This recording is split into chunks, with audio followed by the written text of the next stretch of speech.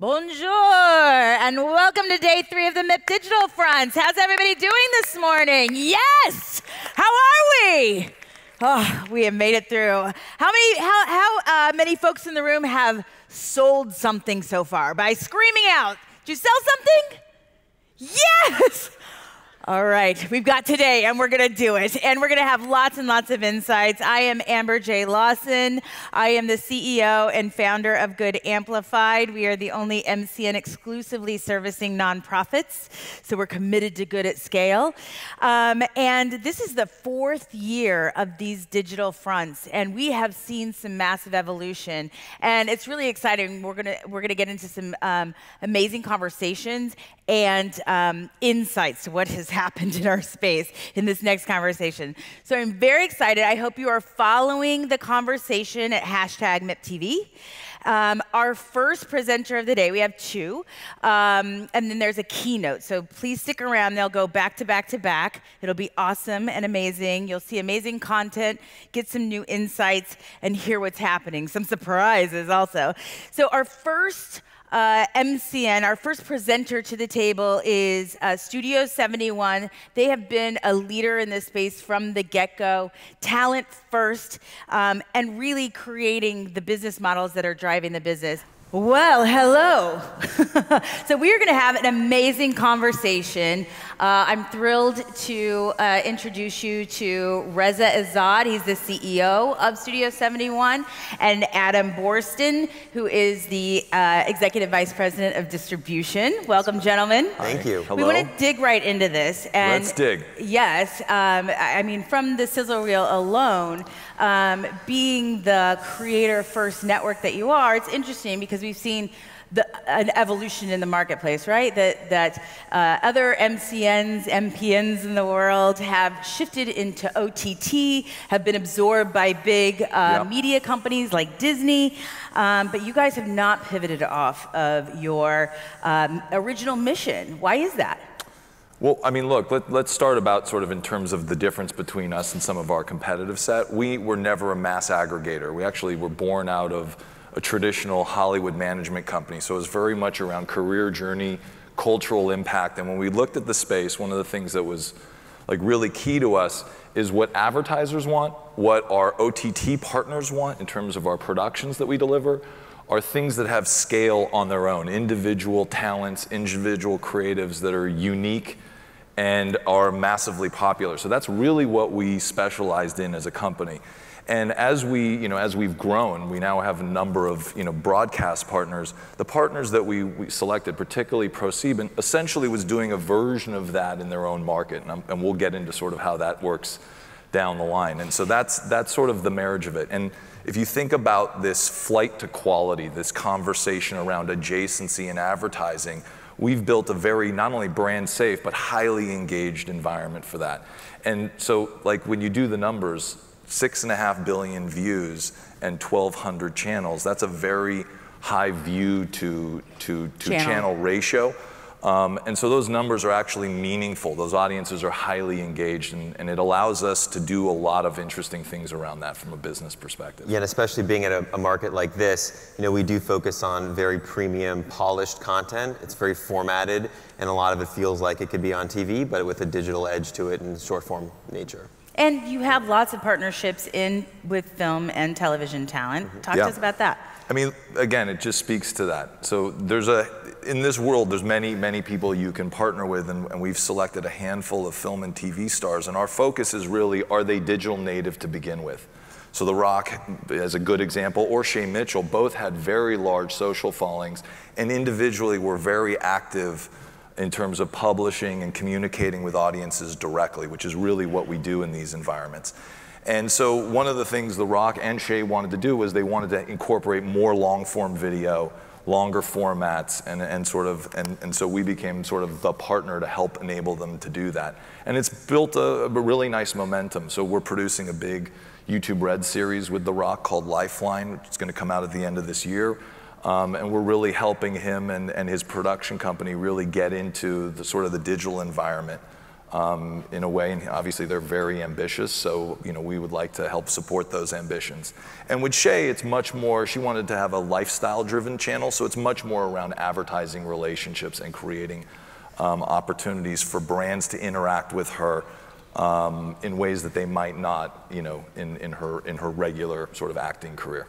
Well, so here we are, we're at MIP, it's a sales market. Let's talk about how the digital content creation landscape has evolved and changed and what you're seeing. Yeah, well, we're seeing a lot of appetite for premium short form content in the marketplace. So last year we distributed about 5,700 hours of content off of YouTube. So it was over 115,000 unique videos, and we're selling to partners that are app companies, global publishers, outdoor displays, really anyone looking for short form and looking to engage with different audiences. Within that we've worked with creators like Shay Mitchell, The Rock, but we're also talking about distributing some of our premium creators to Rhett and Link and things like that to a lot of partners that are looking to basically fill out a programming slate with short form to complement whatever their other offering is. So if it's a telco company and they're looking for something to accompany their data services, a lot of companies like that are looking for content.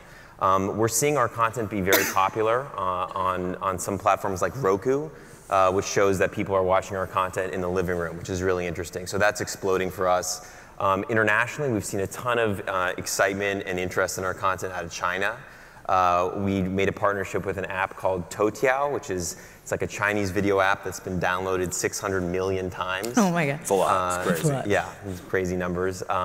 But our content's been translated into Mandarin and has done very well there. So we're seeing a variety of interest in our content. On the premium side, we're producing our own originals. We did a number of deals last year for Verizon Go 90, Comcast Watchable, and others.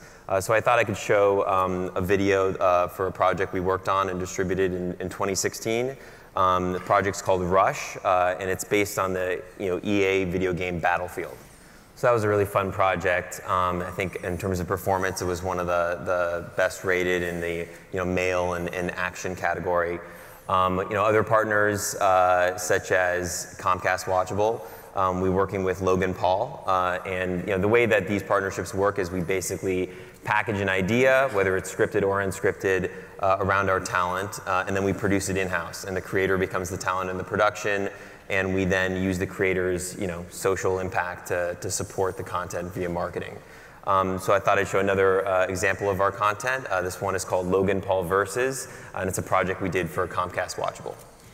So I think it's pretty clear you guys make amazing content, and you have a very top shelf, top niche creators in your network.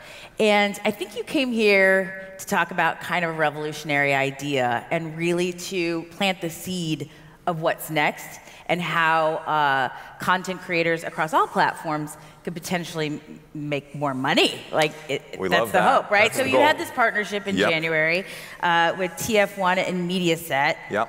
What does that mean? So 2 years ago, we merged our business with ProSieben's MCN and took the name Studio71. We'd prior to that been a company called Collective Digital Studio. And we've kind of been perfecting this model because we know a couple things are happening, right? We'll call it a demographic that's not really an advertising demographic, but 13 and down and 13 to 34 are just watching way less TV and engaging with TV in a much different way. And they're also watching less catch-up services. So if you look at the demos of most catch-up services, they mirror TV demos. They're actually slightly older. Younger than TV, but not quite as young as what they're seeing on Facebook and YouTube and other social platforms. And so ProSieben was pretty innovative in the sense that they have a lot of large culturally relevant brands to this audience. And the idea was let's start perfecting this sort of the exercise of taking the short form versions of those shows, really scaling them in social video, and starting to marry that with the best of the produced content on the internet and create a really interesting ad product and extension. And so, being pitch guys, we brought a deck. We have our deck because we're very corporate these days. And so here's sort of how it looks so we can just sort of really try to get everyone to understand it. So here are a handful of the formats that are on ProSieben Network. Some of them are very familiar, like The Voice or Germany's Next Top Model. There's a show called TAF, which is their version of Entertainment Tonight. It's like a light news and information show. They have a show like SNL that I'll probably butcher the name, so I won't do that. And we take this content in a broader mix. They have a bunch of other shows that really work, typically factual and some light scripted stuff or sketch. And we clip that up and start to put that on the web. And in terms of like where the network ends and where we begin in terms of work, so the network obviously handles the broadcast and they make all their core creative decisions there. They run their catch-up service. And where Studio71 really focuses is on the YouTube, Facebook, and other social distribution of that content. So as more and more platforms come online that want to own this sort of social and short-form video environment, we'll be the partner that takes them there. And really, we're trying to, like I said, capture that incremental reach that is no longer there, a certain demographic that's not there. We're also looking to promote these brands. So a big part of what we're doing, we believe, is if you're not on these platforms, you're not as relevant to certain large segments of the marketplace, so it also has a real marketing value. And then lastly, and maybe most importantly from a business perspective, it does create this really brand safe premium ad environment. And so here's how that brand environment looks. Right now in Germany, it's about 1/3 of our audience is coming from traditional TV formats that are brought online. And alone, that's probably not enough scale to really drive a large advertising business, right? So what we've done in a very select basis in Germany, we've brought on a lot of the top influencers on YouTube and Facebook, the Gronks of the world, the LaFloyds, and we've very much done a couple things. We work very hard to promote these artists and leverage sort of the reach of ProSieben to make them more relevant in their market. And we marry this in a very brand safe environment. Just to ask, yeah. So you are, what does that actually look like? It's having their content, or are they integrated into the television content? So it's creating short form versions of a lot of the TV and broadcast related content and having that live alongside digital first content from these creators. And I think what's really interesting about that is that so often a lot of digital companies come up here and they talk about obliterating TV, obliterating traditional media, and that the internet's the next big thing, and that's where all media consumption is going to be. And I think we think about it really differently. We're thinking about how can the two coexist side by side and be complementary to one another. So you say, like, I have a TV show. I'm throwing up clips right now, but a more efficient and, frankly, a better way to make more money off of my content is to partner with you guys and be part of this mix. Yeah, we're not just throwing clips online. A lot of people throw TVs all over the internet. So we're not just doing it as we're just putting clips from a promotional perspective. We're putting clips and we're creating an advertising product that ProSieben and Studio71 go into the market and sell. Right? Google, this is not dependent on Google to generate this in any way. This is very much having powerful sales groups in the marketplace with a hyper premium, highly transparent, brand safe, all this language that we've heard, but we've been working on this for a while, ad product in the marketplace and with very, very powerful adjacency. So this is not long tail at all. This is about sort of organizing the best of the web and frankly the best of the TV short form on the web. And here's like sort of how it plays out from a financial perspective. And look, in Germany, the average YouTuber from just sitting on AdSense is earning about €1 per 1,000 views. And there's a lot of reasons for that. There's frequency capping, there's Google splits, there's all these things. We're earning almost 4 times that. And at certain scales, at scale of around, we do about 600 million views a month, that delta is significant from a revenue perspective. And this is why we're very focused on this, and we're bringing in other partners to do this globally. So TF1 and Mediaset are our first partners. We'll be helping them, sort of bring on their TV content into short form. We'll be working with their sales teams in terms of helping build the right ad unit and ad packages that go into the market. And lastly, we hope to be a leader, like we are in Germany, in local talent. And the reason this is really valuable from a US MCN base is our content literally travels the globe, right? So 40% of our traffic happens in the US market. So the rest of the markets aren't monetizing as well. We don't have the control and leverage like we do in the US marketplace. So this literally helps lift all boats, and we're seeing these RPMs on English language content, you know, in the markets we're really, really active. And why this is valuable from a broadcast point of view is there's a lot of, this same content is also traveling globally. And so the network of networks, which is what we're hoping to put together, will allow, you know, them to see incremental revenue on their TV content on a much more global basis. And I think just from a global perspective, again, talking about as we're projecting out and we're seeing how the Facebooks and the Googles of the world are own this massive audience, how coming together in this network of networks will allow you to survive through and... Well, it's like, look, Google and Facebook, but really Google today, Facebook tomorrow, because I think they're just ramping up their monetization in video.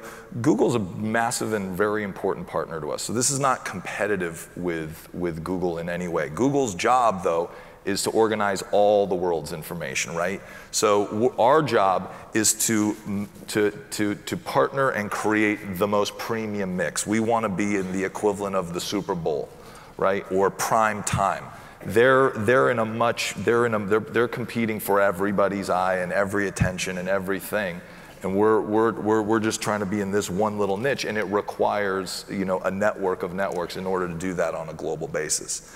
And so on the TV side, so here's the impact on the shows. Just going back, and I got to be like, if I can click it. I mean, we're generating, you know, 5-6% of a show's total income. And that's starting to be meaningful. And a year ago it was 3%. And we believe these numbers are going to continue to grow for us over time.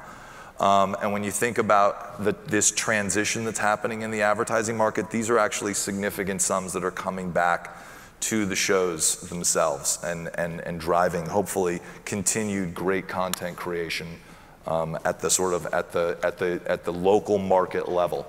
And so that's the other side of this that we think is increasingly we're going to be a larger and larger contributor to the bottom line of these shows' value in each market. So why can't a broadcaster just do this on their own? You can definitely do it on your own, but we've spent millions of dollars building technology to make this more efficient. We have all kinds of tools to make it more efficient. We're very good on the talent side. So in terms of managing this talent roster, so it's not just about TV, it's about TV and the marriage of the best of digital native creation, I think, that drives the value of all of this. So we're really good at setting those businesses up and keeping them, you know, sustained and not getting undisciplined and going into the long tail just to aggregate. And lastly, you know, on a global level, if content travels across borders, the platforms we're focused on, YouTube, Facebook, and whatever else is coming, are global in nature. Having partners in other markets who can monetize for you at a powerful level is key. So to that point, who would be good partners for you? You have Italy, Spain, Germany, and France. Correct. I mean, so obviously the next partnership we're looking to do is obviously in the UK, and then Latin America is a big market for us. So Spanish-speaking territory is really important for us, especially given how important it is to the US market. So we want to be a leader in Spanish-speaking content, and have already started on the talent side to put a very nice roster of talent together, and then, you know, hopefully we can have some good broadcast partnerships in that area as well. So you're building this network of networks, yeah, right? And it seems like a revolutionary idea, and I think it's impactful. I want to make sure it lands with the audience. Is there another way to slice it, just to say cleanly how this works? Just to headline it one more time. The headline is, in a world of infinity, right? If you can cut through the clutter with brands and hits, there's a real opportunity to create value, right? And that's nothing that's new in this marketplace, right? But it's become more pronounced because there's so much content flooding the marketplace, and we're sort of drowning it on some level. And so by marrying sort of the best of TV short form with the best of digital, we're able to elevate both sides, right? We can provide the scale and reach that I think a lot of these broadcasters need to make the ad business worthwhile. And on the flip side, the undoubted on the buyer side, nobody's confused about what the voice is. They may be confused about some of the values of some of this other content. So that's the marriage is what was proven to be massively valuable. Yeah, and on the brand side, I think we're in a world where brands are more and more looking for safety and looking to advertise against content that seems premium and aligns well with their brand. And so creating an ad product where you're mixing top quality broadcast content and then this really curated best of the web stuff, I think is something that is really, is a desire in the marketplace on the demand side. Excellent. Thank you so much. Thank you guys so much. You. So hang out here. We're going to come back with Vice in 7 minutes. But thank you, both Adam and Reza. Thanks. Thanks, Amber.